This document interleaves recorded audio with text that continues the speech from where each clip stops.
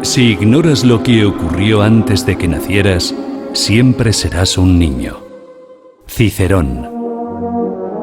Una hora con la historia, un nuevo enfoque del pasado deshaciendo mitos, con Pío Moa.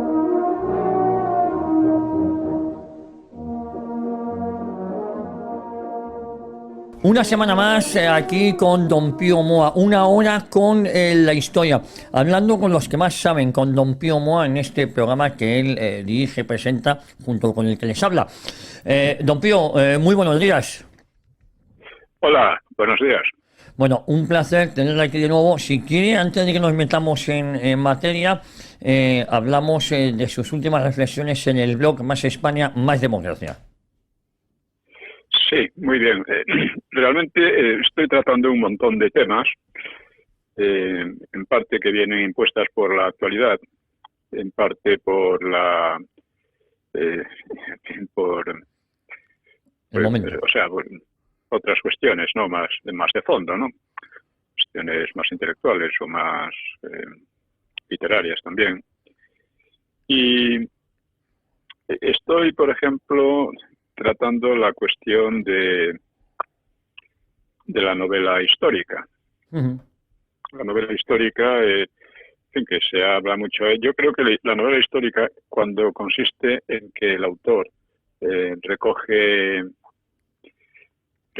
o sea, se ocupa de personajes reales de la historia y los trata según le parezca mejor, pues me parece que no es...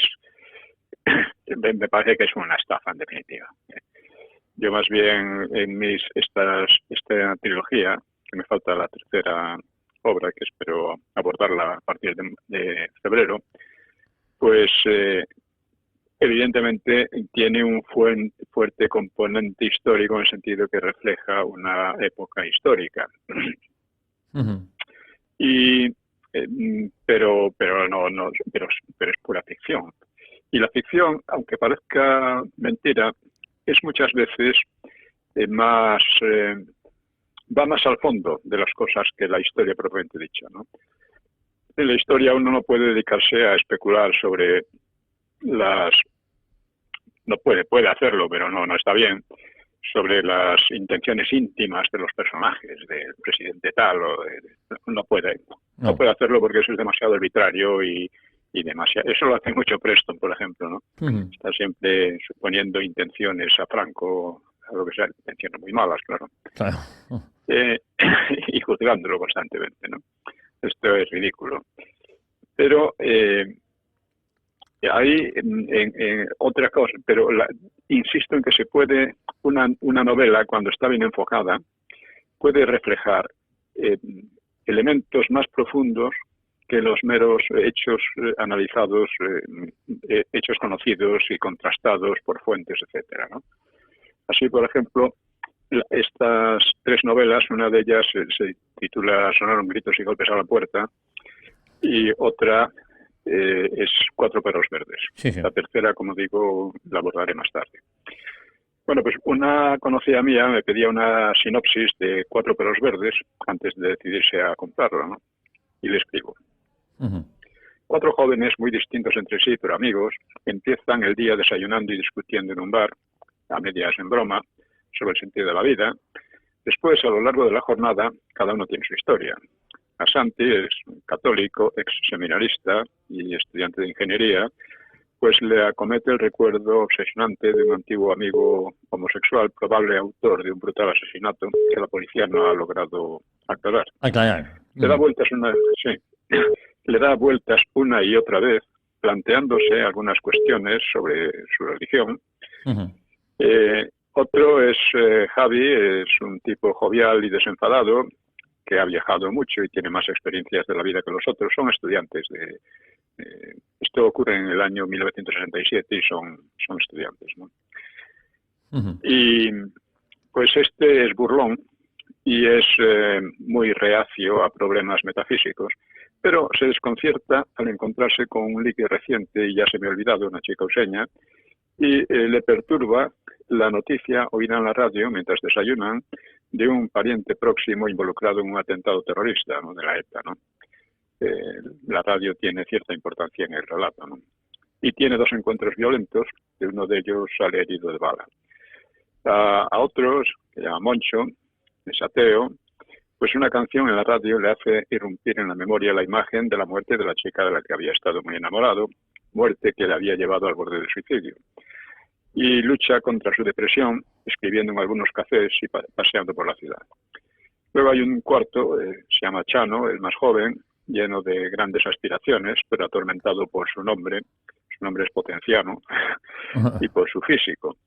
Y tiene su primera e inesperada aventura sexual, ¿no?, con una chica inteligente y fea, y asiste a una asamblea estudiantil comunista que le causa un percance posiblemente mortal.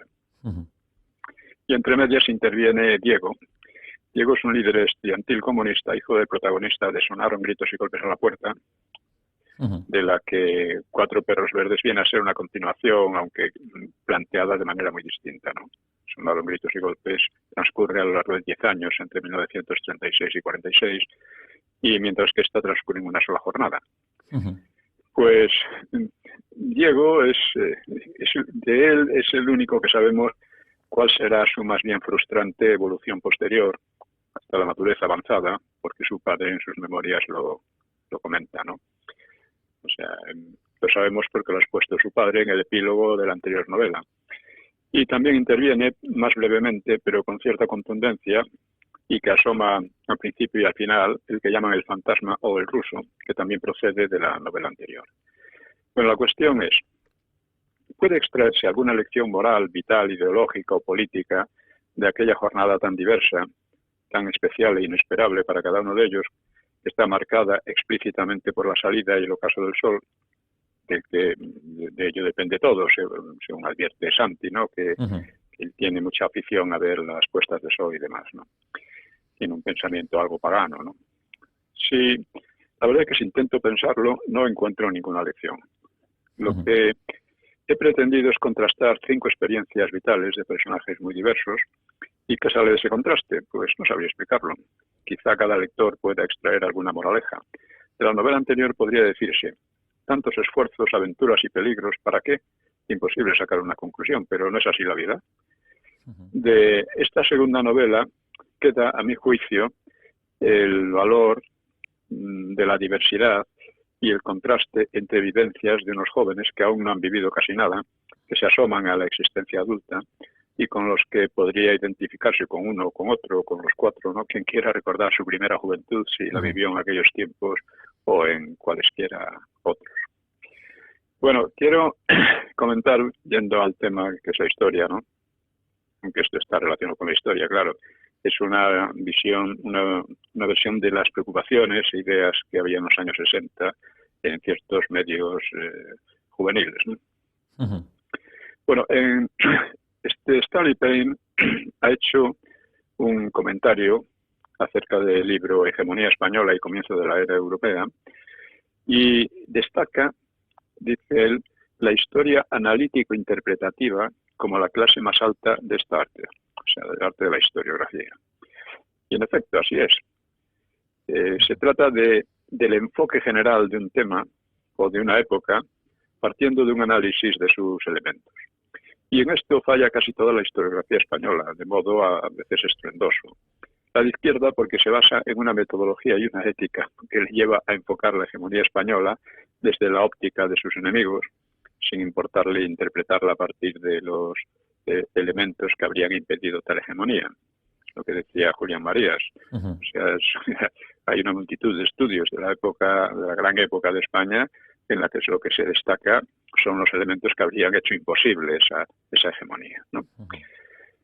Y la derecha, pues, o la mayor parte de ella, porque se alimenta de los desechos intelectuales de la izquierda, como decía un catedrático. Y aunque a veces da el bandazo a una cierta patriotería que tampoco termina siendo muy seria, ¿no?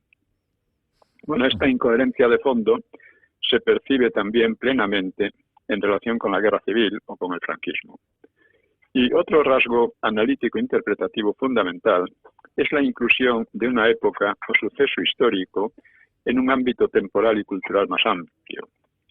O sea, casi todas las historias de España se hacen aquí prescindiendo de los desarrollos y evoluciones en su ámbito cultural, que es el de Europa Occidental, y en el temporal de lo que he llamado la era europea. Este defecto pues origina una historia un poco provinciana y a veces realmente paleta, porque el concepto de era europea es fundamental. España inicia con sus exploraciones, descubrimientos y conquistas, pues una época en la que Europa es el motor de la historia, marca el desarrollo histórico del resto del mundo.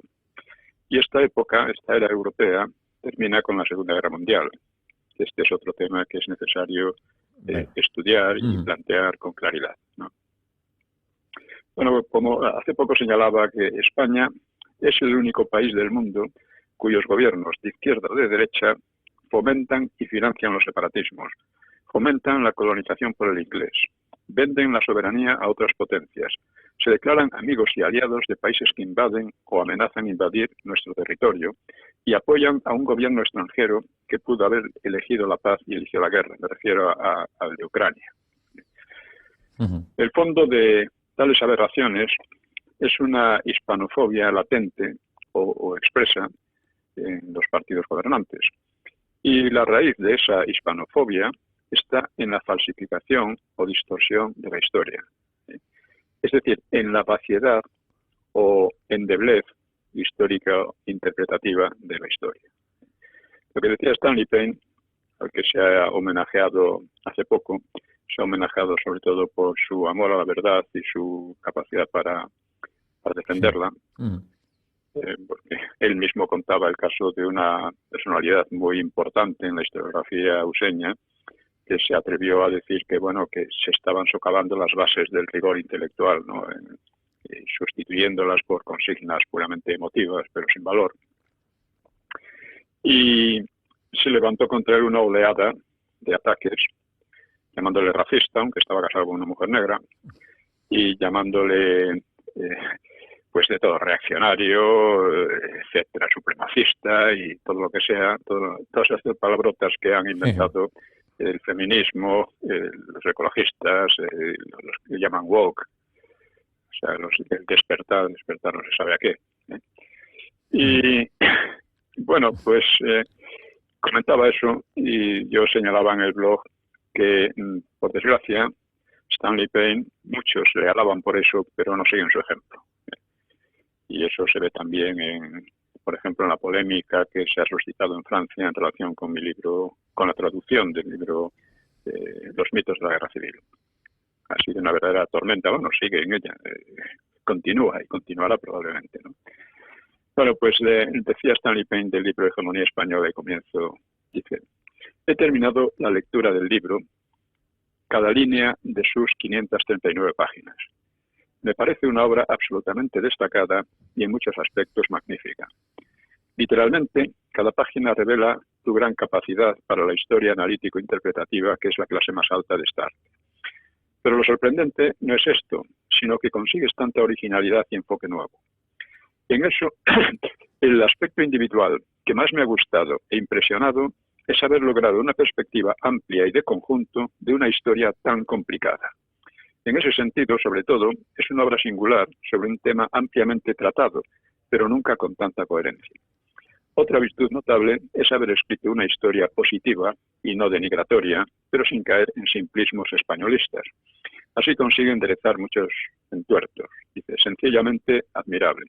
Verdaderamente, alguno me comentaba, bueno, es que es amigo tuyo. Mire, Stanley Payne no escribe por amigo, ni por compadreo, ni nada por el estilo, ¿no? Es otra cosa. Él es un historiador profundo y no se deja llevar por esas tonterías. Esto es una de las cosas que... Sí, perdona. Sí, efectivamente, que así es. Sí. Hay una cuestión y en Francia están empeñados en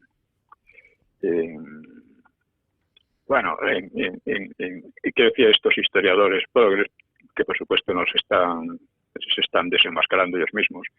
Pues en atacarme en lugar de atacar mi libro. El libro no lo pueden atacar porque les faltan argumentos, Entonces inventan que es propaganda franquista. Pero vamos a ver, si yo me baso fundamentalmente en la documentación de la izquierda, es que ahora la documentación de la izquierda es propaganda franquista. Pues parece ser que sí. O sea, todo lo que intentan es, digamos, disuadir a los posibles lectores, convencerlos de que no vale la pena leer el libro, por algo, ¿no? Porque no lo pueden debatir, ¿no? Y para eso inventan que no soy historiador, que soy un, como llaman, un polemista obsceno y cosas por el estilo, insultos y estupideces, ¿no? Y, en fin, como estamos hablando de historia, también he comentado alguna cosa interesante de Aquilino Duque. Murió hace algún tiempo, era amigo mío. Y este Aquilino Duque suelo hablar los sábados un rato, 5 y 8 minutos, en el programa de Luis del Pino, Sin Complejos.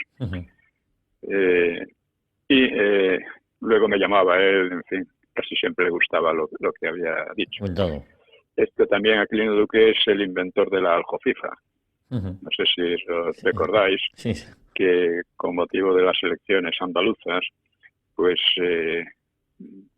tenía que haber salido a la luz de lleno la cuestión de la bandera. La bandera es todo un programa político a largo plazo, ¿no?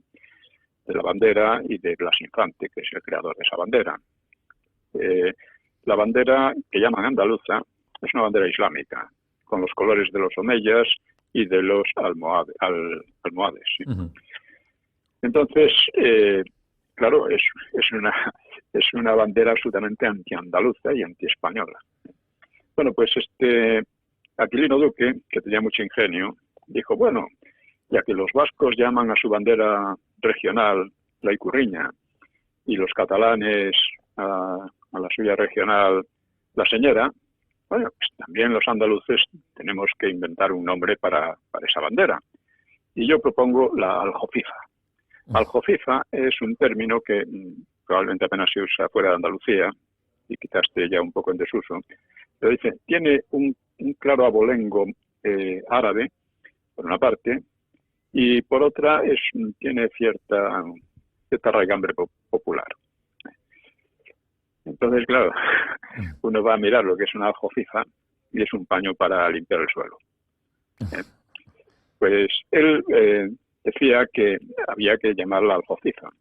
Y verdaderamente es una lástima que la campaña de Vox haya sido un poco pobre y haya dado mal resultado. Pero la aljofifa hay que denunciarla. Es una bandera anti-andaluza, lo mismo que llamar padre de la patria andaluza a Blas Infante es insultar a los andaluces y a los españoles. Luego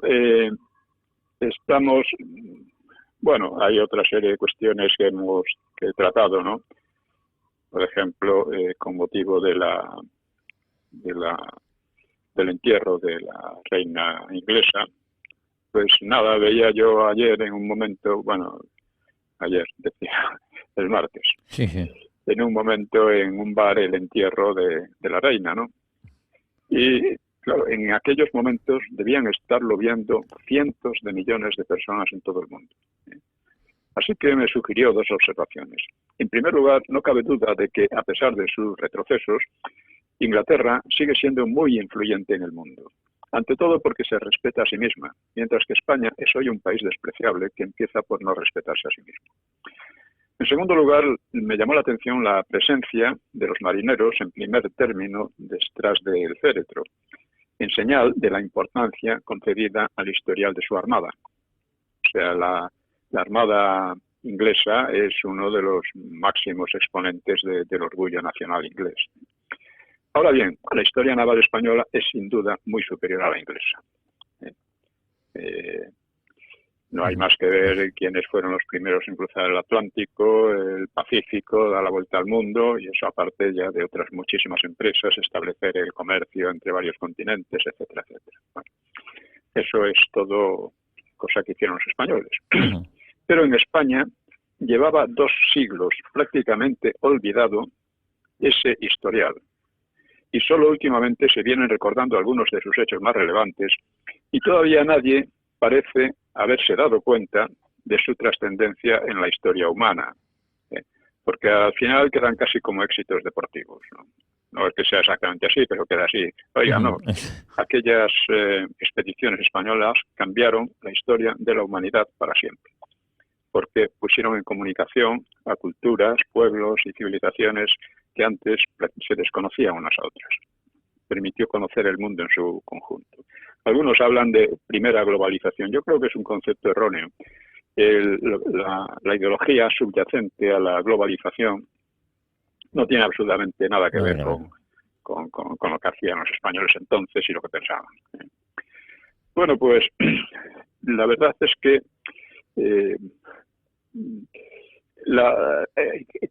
soportamos una abyección que han traído a España unos políticos que se presentan como demócratas y son simplemente parásitos de la democracia. Y esa abyección se manifiesta en su reverencia a un país, a Inglaterra, que con todos sus méritos, que los tiene, claro, pero con todos sus méritos ofende y humilla permanentemente a España, ocupando un punto estratégico clave de su territorio. Y esa basura política que se proclama amiga y aliada tanto de Inglaterra como de Marruecos, que a su vez aspira a imitar a los ingleses en Ceuta y Melilla, pues ya define la situación. El entierro de Isabel II demuestra lo mucho que sigue siendo Inglaterra y aquí, en cambio, hemos tenido que soportar la profanación de la tumba del mayor estadista español en siglos por una pandilla de delincuentes, con el silencio cómplice de la Iglesia, a la que salvó Franco del exterminio, y de la monarquía, que también viene de Franco, y de tantos que se dicen demócratas, porque claro, para ello les basta con gastar un poco de saliva. Estas cuestiones, pues me parece que son clave para entender esto, ¿no?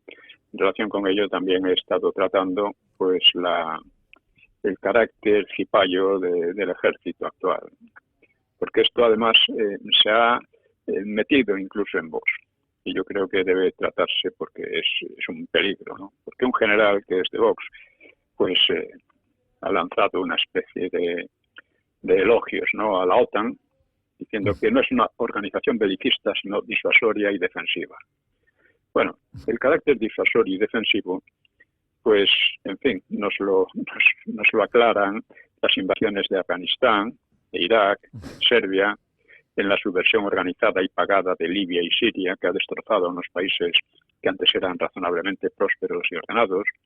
Y por lo que respecta a España, la OTAN, es decir, USA, Inglaterra y países satélites, entre ellos el nuestro, pues invade nuestro país en un punto estratégico clave. Hay que insistir siempre en esto porque esto es completamente revelador de la realidad actual de España, ¿no? Hay que insistir además porque, claro, el franquismo derrotó a Inglaterra en la ONU. Hay una resolución de la ONU para que Inglaterra negocie con España la entrega de Gibraltar, o sea, la devolución de Gibraltar. Y, por supuesto, no le han hecho el menor caso. Esto hizo que España cerrase la verja, convirtiese el Peñón en una, en una ruina para Inglaterra, en cierto modo, ¿no? Y después, primero Calvo Sotelo, Leopoldo, no del 36, Leopoldo Calvo Sotelo, pues ya dijo que iba a abrir la verja y a continuación la abrió el PSOE. Y esto indica la clase de políticos que tenemos, ¿no? No tienen nada que ver con los ingleses, que saben defender lo suyo con dignidad y desde luego con toda la dureza necesaria. Bueno, pues España soporta, como digo, a Gibraltar, tiene grandes bases militares de USA que nos hacen blanco de eventuales ataques nucleares, no protege a Ceuta y Melilla y es amiga y aliada de una tiranía que amenaza invadir también territorio español. Y esto, insisto, define la situación real, actual, histórica y política, más allá de historietas publicitarias. Hay que hace poco una exministra, Trujillo, pues hablaba de que Ceuta y Melilla en realidad habría que entregarlos a Marruecos. No lo llegó a decir tan claramente, pero esa es la implicación. Eso es lo que piensan los políticos españoles y lo que piensa la OTAN. O sea que la OTAN nació para frenar el expansionismo soviético, pero claro, una vez caída la Unión Soviética, permanece como un inmenso poder militar para asegurar los sagrados intereses de USA e Inglaterra en el mundo. Putin ha hecho una reflexión que es real. Uno puede pensar lo que quiera de Putin, pero desde luego no es tonto. Dijo, cuando cayó la Unión Soviética, los USA, los ruseños, creyeron ser la voz de Dios sobre la tierra y que no tenían responsabilidades, sino solo intereses, y que esos intereses eran sagrados. Esto, si nos fijamos, es la deriva que ha seguido la OTAN después de salvar en gran medida a Europa del expansionismo soviético, pero ahora es ya otra cosa. Nosotros no tenemos por qué ser enemigos de la OTAN, pero la única posición decente para España es la neutralidad. Y así, por obra de unos gobiernos miserables, pues el ejército español es hoy una tropa cipaya. Los cipayos eran las tropas hindúes al servicio de Indias, los hindúes, ¿no?, al servicio de Inglaterra en la India. Y es lo que es hoy el ejército español, inmerso en operaciones de interés ajeno, bajo mando ajeno y en idioma ajeno. No ceso de repetir esto porque es la realidad. O sea, yo no sé cómo ese general perteneciente a Vox concilia el patriotismo español con esa desvergonzada propaganda imperialista de Washington y Londres. Pero, en fin, así es. Dicen también algunos, la pertenencia a la OTAN representa muchas ventajas para sus miembros. Es decir, proporciona, no representa, ¿no? Y por ello, cada vez son más los países europeos y algunos de la antigua Unión Soviética que desean fervientemente adherirse a ella. Bueno, para España representa las ventajas de la máxima indignidad nacional e internacional. Ventajas, entre comillas, fervientemente queridas por, en fin, nuestros políticos. Uh-huh. Y si Vox decidiera ir por ahí, que yo creo que tendría que rectificar y que, por supuesto, puede hacerlo, pues sería mejor el PP y el PSOE, que al menos no disimulan. Claro. Bueno, todo evoluciona en la vida y hay que estar atentos a cómo irán evolucionando estas cosas. Y con eso podemos pasar a... Sí, a lo que nos ocupa hoy, ¿no? Hoy. Eso es. Seguimos con la muerte de Franco, ¿no? Y lo que estaba pasando. Exactamente, sí. Exactamente. Esto es una cuestión fundamental para entender de la evolución que ha seguido España desde entonces. Uh-huh. Efectivamente, esa evolución a raíz de la muerte de Franco hasta nuestros días que cambió el rumbo de la historia, ¿no? Sí, cambió el rumbo de la historia para nosotros, ¿no? Uh-huh. Bueno, pues como decíamos, cuando muere Franco, pues el problema general que se planteaba era una evolución que no estaba claro hacia dónde podría ser y que lo que se buscaba era ante todo que no ocurriera lo que había ocurrido con la Primera República. Desde luego el régimen era mucho más fuerte de lo que muchos pensaban, pero a pesar de todo no hay que olvidar que la transición de 1930 a 31, después de la dictadura de Primo de Rivera, pues también entonces la relación de fuerzas favorecía a la derecha, pero la corona se hundió. Y en 1975 el franquismo mantenía, como decíamos, más firme que la vieja monarquía, las riendas del poder, y solo existían pequeñas minorías radicalizadas. Pero una transición política puede causar vuelcos bruscos. Y la verdad es que el sistema estaba soportando chasquidos internos, ¿no? Así que vamos a analizar un poco cuáles eran esos chasquidos y esos problemas. Muy bien. Porque ya digo, cuando el Pacto de San Sebastián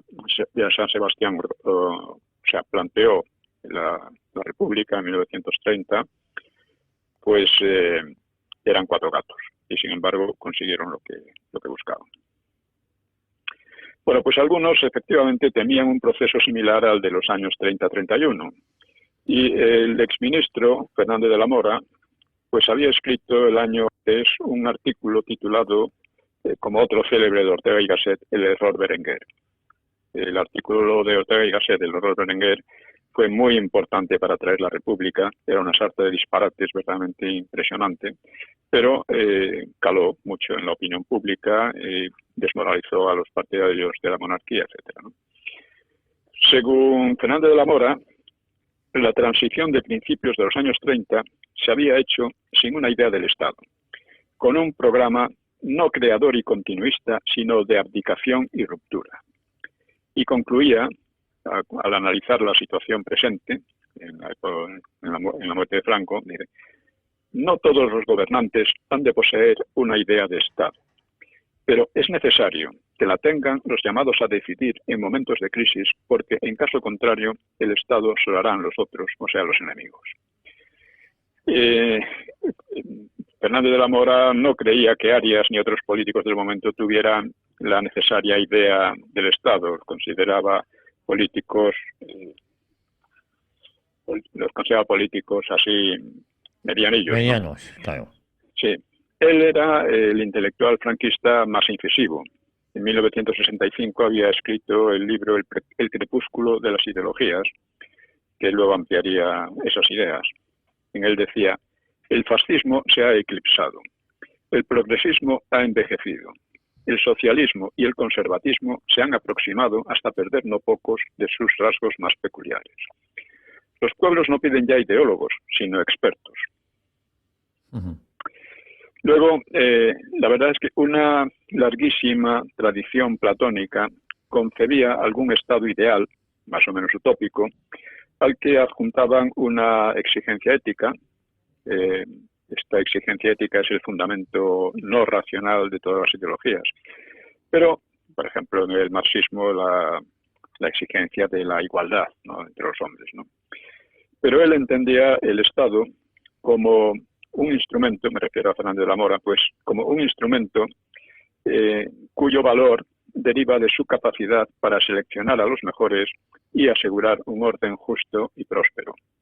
Dice, cito: la medida de las constituciones no está en su fidelidad a unos apriorismos, sino en su eficacia objetiva.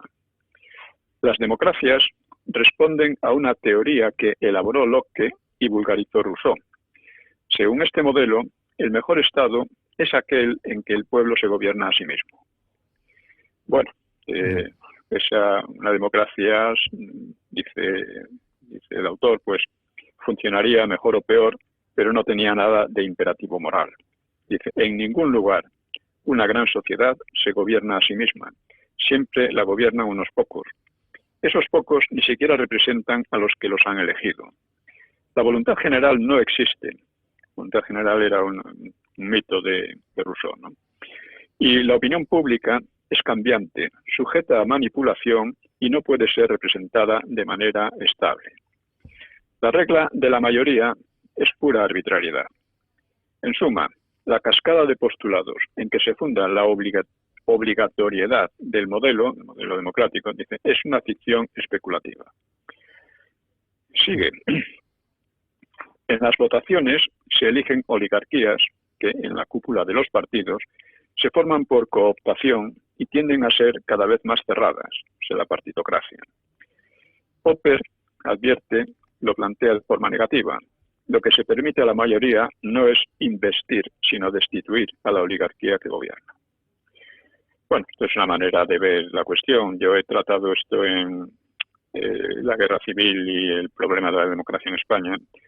Lo he esbozado más que desarrollado, pero es un tema que es preciso desarrollar a fondo, porque claro, la palabra democracia la usa todo el mundo con una gran facilidad y muchas veces no se sabe qué entiende por ella cada uno, ¿no?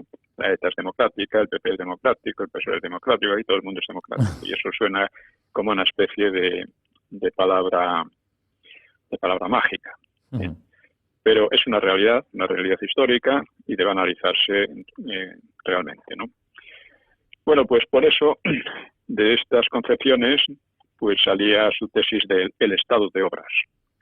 El estado de obras se entiende no solo como constructor de infraestructuras públicas, sino en el sentido también de por sus frutos los conoceréis. Desde este punto de vista, el franquismo se justificaba plenamente por sus frutos u obras, mientras que otras opciones arriesgaban una recaída en males ya superados. Sin embargo, aunque la crítica de Fernández de la Mora a la democracia era aguda, la propia experiencia española contradecía, o por lo menos relativizaba sus tesis. El éxito económico y social debiera dar al franquismo una gran solidez política, cuando en realidad el régimen sufría una crisis cada vez más profunda y por razones ideológicas precisamente.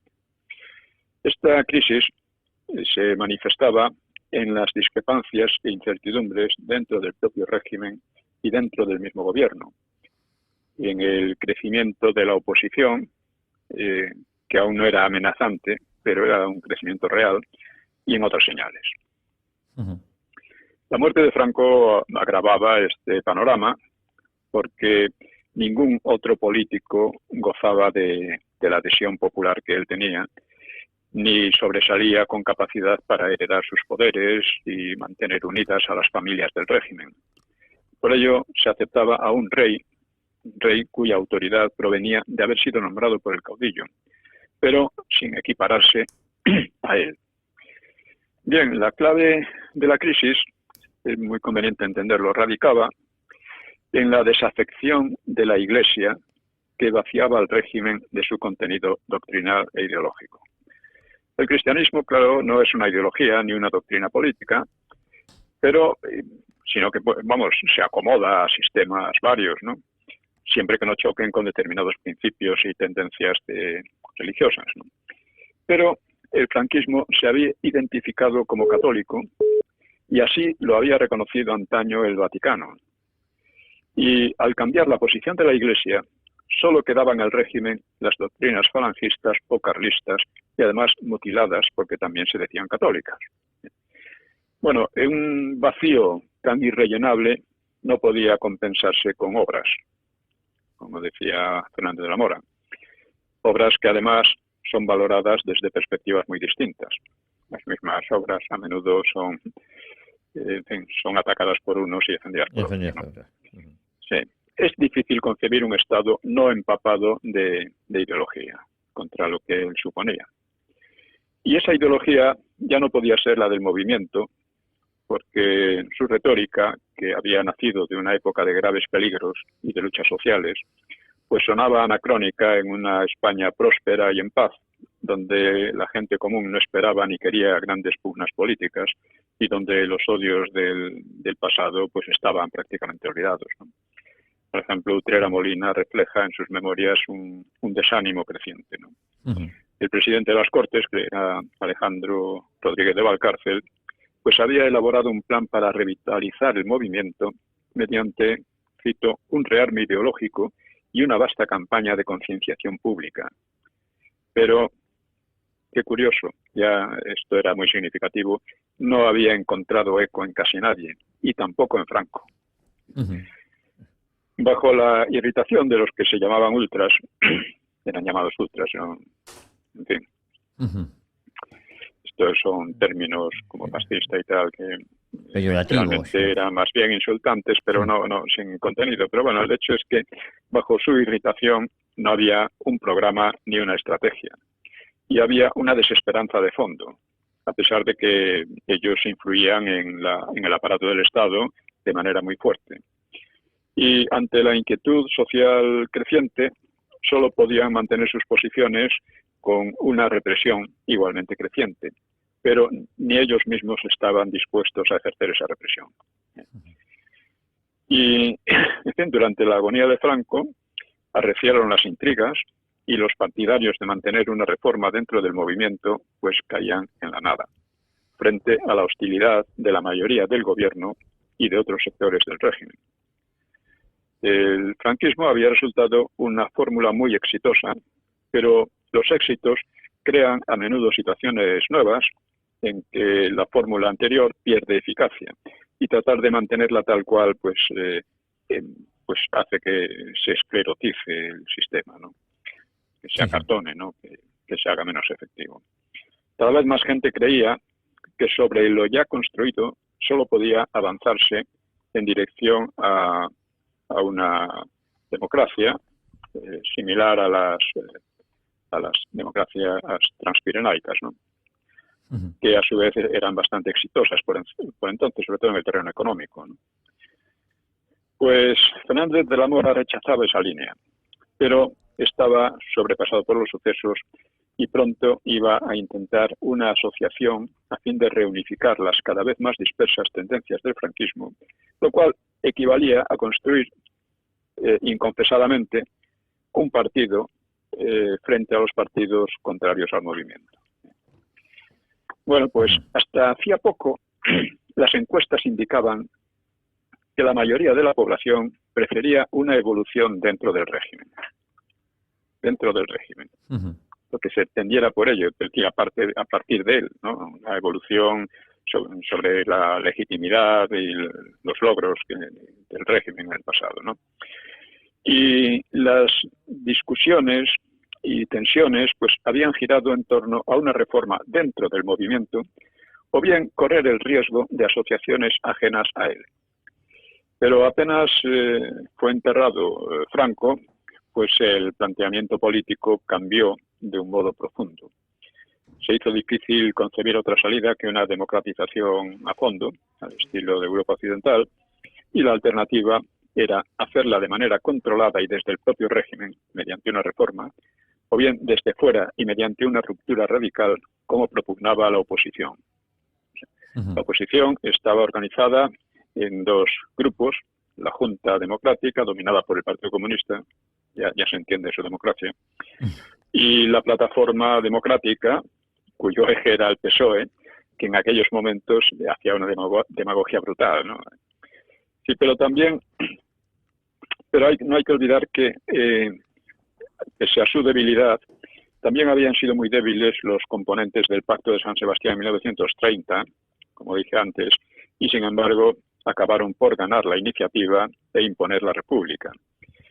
Bueno, pues a ese peligro se añadía el de que tanto la Junta como la Plataforma, que luego se unirían en la Platajunta, que llamaron, pues en realidad eran grupos totalitarios, completamente antidemocráticos, como lo habían sido en el pasado, ¿no? Y por esa razón habían dado lugar a la guerra civil. La reforma que se planteaba exigía cierto grado de acuerdo entre las familias, que ya no eran franquistas porque había muerto Franco, y el grueso de ellas, y hubo al respecto bastantes maniobras. Precisamente uno de los principales líderes llamados ultras, que era Girón, pues había admitido ya en 1972 la existencia de tres esferas dentro del llamado Movimiento Comunión. Distinguía entre Movimiento Comunión y Movimiento Organización. Movimiento Organización era sobre todo falangista, pero el Movimiento Comunión, decía él, incluiría una esfera azul o falangista, una esfera democristiana y una esfera tecnócrata ligada al Opus Dei en algunos casos, ¿no? En los principales casos, ¿no? Y él creía necesario articularlas. Bueno, Carrero le había replicado que por ahí se volvía a la democracia liberal, cuya experiencia en España juzgaba nefasta. Si bien, aunque en España nunca había habido propiamente una democracia liberal, solo gobiernos más o menos liberales, pero no democráticos, y dos repúblicas completamente demagógicas, ¿no? Pero Girón solo constataba una realidad, es decir, que había dentro del franquismo tendencias encontradas y que él trataba de reunificar y que nosotros veían muy improbable, ¿no? Y la cuestión era aún más compleja porque dentro de cada familia había tendencias opuestas. Recordemos que ya desde el principio, desde los años 40, cada familia del régimen tenía un sector abiertamente antifranquista, contrario a Franco. Bueno, es así, los más reformistas eran falangistas. Y eran falangistas una parte de ellos, y otros componían el sector que llamaban el búnker. Y con el grupo tecnócrata pasaba algo parecido. Y dentro de la democracia cristiana, lo que podía en un sentido amplio llamarse democracia cristiana, solo era aperturista una minoría cada vez menor, mientras que la mayoría se situaba en contra del régimen, fuera del régimen y en contra de él. Y ahora, pues todos iban a tener que afrontar una nueva realidad, para la cual no estaban muy preparados, pero hacían lo posible para aclararse, ¿no? Por lo demás, como se recordará, Franco no habló del régimen en su testamento, sino que, más o menos, en cierto modo, de una manera parecida a la de Fernández de la Mora, dijo que era necesario asegurar la paz, la prosperidad, la cultura y la unidad de España. Y todo esto en aquellas alturas pues parecía muy difícil de realizar desde el movimiento, ¿no? Recordemos que el movimiento no era, como en los estados fascistas o totalitarios, un partido que ocupase el Estado dentro de un Estado que ocupase la sociedad. Aquí no había nada de eso. No. El movimiento era básicamente era un ministerio que no estaba muy bien dotado de medios, ni muchísimo menos. En 1969 Franco había dicho que todo quedaba atado y bien atado. Y a esta frase se le ha querido dar la idea de que el movimiento iba a continuar indefinidamente. Pero Franco se refería claramente a la sucesión. La sucesión funcionó sin mayor problema. Juan Carlos I, rey desde el día 22, Franco había muerto el día 20 de noviembre del 75, recuerdo, pues dio orden de que el caudillo fuera enterrado en el Valle de los Caídos. El Valle de los Caídos es un monumento grandioso, concebido para recordar la victoria nacional en la Guerra Civil, y pronto se entendió como símbolo de reconciliación al sepultarse allí a soldados de los dos bandos, con autorización de sus familias, ¿no? Ahora estos delincuentes del gobierno no paran de armar líos, ¿no? con esto, cuando prácticamente nadie de las familias de los enterrados allí reclaman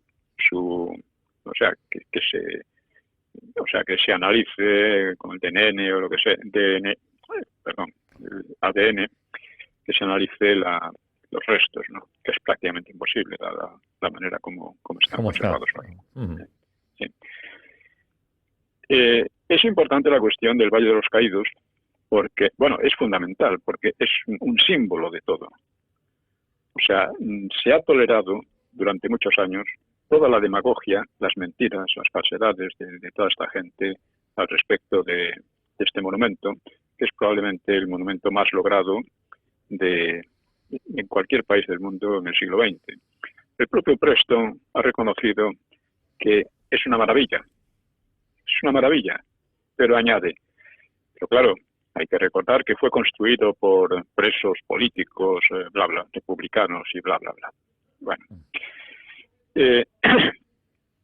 la verdad es que la oposición, que se identificaba con el Frente Popular, quería que la transcripción se hiciera sobre la supuesta legitimidad del Frente Popular, pues nunca aceptó la oferta de reconciliación y afirmó que el monumento había sido construido por 20.000 presos políticos y a costa del erario. En realidad, no llegaron a 2.000 los presos, con un pico de 700 simultáneos y durante solo un tercio del tiempo de construcción. No eran forzados, porque cobraban el salario normal y redimían penas por el trabajo, hasta 5 días por cada uno trabajado. Se trataba de presos comunes y otros condenados, casi todos, por delitos cometidos durante la guerra. Y no eran republicanos, además, eran del Frente Popular, que destruyó la República. La inmensa mayoría de los obreros eran libres y el monumento no costó nada o casi nada al erario, pues fue pagado con donativos y loterías. Hay un libro, el profesor Bárcenas ha escrito un libro definitivo sobre esto, que naturalmente toda esta gente trata de silenciar y mantener en el olvido. Otro de Juan Blanco, que es Valle de los Caídos, ni presos políticos ni trabajos forzados. En cuanto a las previsiones de Franco para su entierro, pues no está claro. Unos dicen que no lo tenía pensado y otros que se enterrase allí y otros que sí. Bueno, es una cuestión completamente secundaria e insignificante, porque si en algún sitio tendría que estar es precisamente allí. Don Pío, nos quedan 5 minutos. 5, bueno, Sí. pues vamos terminando. Uh-huh. En cualquier caso, según algunas versiones, Franco había pensado ser enterrado en un panteón familiar en el Pardo, según otras, como digo, en el Valle de los Caídos. En cualquier caso, esto es insignificante. Y en cualquier caso, repito, la orden de enterrarlo en el Valle de los Caídos provino de Juan Carlos, apenas coronado rey. Es curioso, hablando ahora con el funeral de la reina inglesa, pues el funeral fue impresionante, pero solo asistieron los jefes de Estado chileno, Augusto Pinochet, que había derrocado al marxista Allende, vino la esposa del presidente filipino Imelda Marcos, vino Hussein de Jordania y Reiniero de Mónaco. Asistió también el vicepresidente de USA, Nelson Rockefeller, mucho más significativo. Los países europeos enviaron personajes de segunda fila y condolencias protocolarias. Y eso, claro, no dejaba de tener sentido, porque, por una parte, el franquismo había resistido todas sus amenazas, chantajes y presiones, incluida la última oleada de solidaridad con los terroristas de la ETA y el FLA, y había desafiado y derrotado el criminal aislamiento después de la Segunda Guerra Mundial. Y por otra parte, todos ellos tenían una deuda muy importante con Franco, porque... ¿Oye? Sí, estoy aquí. Se oye perfectamente. No. Sí, bien. Sí, bueno, pues tenían una deuda muy importante con Franco, que era su abstención en la Guerra Mundial. Eso es. Era la neutralidad de España en la Guerra Mundial. Eso había favorecido sobre todo a Inglaterra, también a USA. Lo hemos visto en varias ocasiones, no porque Franco quisiera favorecerlo, sino porque Franco consideraba que lo primero y principal era la reconstrucción de España, y por otra parte tampoco quería supeditarse a Hitler en el nuevo orden europeo. Pero ese es el hecho. Estos países tienen una gran deuda, como la tienen con el ejército soviético, sin cuyas victorias no habría, o sea, el desembarco en Normandía nunca habría podido suceder. Así que es normal que hicieran esto, mandaran a personajes de segunda fila y cosas así, pues, porque Franco representaba mucho para ellos. Creo que, curiosamente, Fidel Castro ordenó algunos días de luto, porque, claro, Franco había ayudado, en cierto modo, a Fidel Castro rompiendo el embargo que le había impuesto USA, mandándole camiones, barcos de pesca, en fin, cosas así importantes. Pero no lo había hecho porque simpatizase con el régimen comunista de Cuba, ¿no?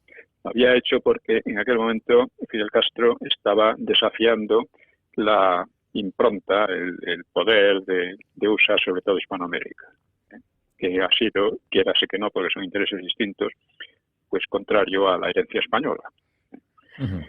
Y pues esto ya digo, es muy significativo, este hecho de cómo los países de Europa Occidental, pues en cierto modo se sentían resentidos porque no habían conseguido someter a España a sus chantajes, a sus presiones y en fin, y a sus solidaridades con los terroristas de la ETA y el FLAP, que fue lo que analizamos hace poco durante las últimas ejecuciones del régimen. No sé, ¿hemos llegado ya o no? Sí, ya sí que ya nos vamos rematando, queda ya un minuto. Pero eso, si quieres lo dejamos aquí. Bueno, sí, lo podemos dejar aquí señalando simplemente, por resumir, que el funeral de Franco fue muy significativo y creo que para España fue un honor, por así decir, porque el franquismo había mantenido la soberanía, la independencia de España frente a todas las presiones exteriores, presiones en algunos aspectos criminales y siempre injustas. no era un país democrático, pero una democracia no funciona en países en países de miseria y de odios sociales como en la República. En cambio, ahora sí podía funcionar. Ya veremos cómo seguiría esto. Eso es. Pues, don Pío, volvemos la próxima semana aquí a una hora con la historia, si te parece.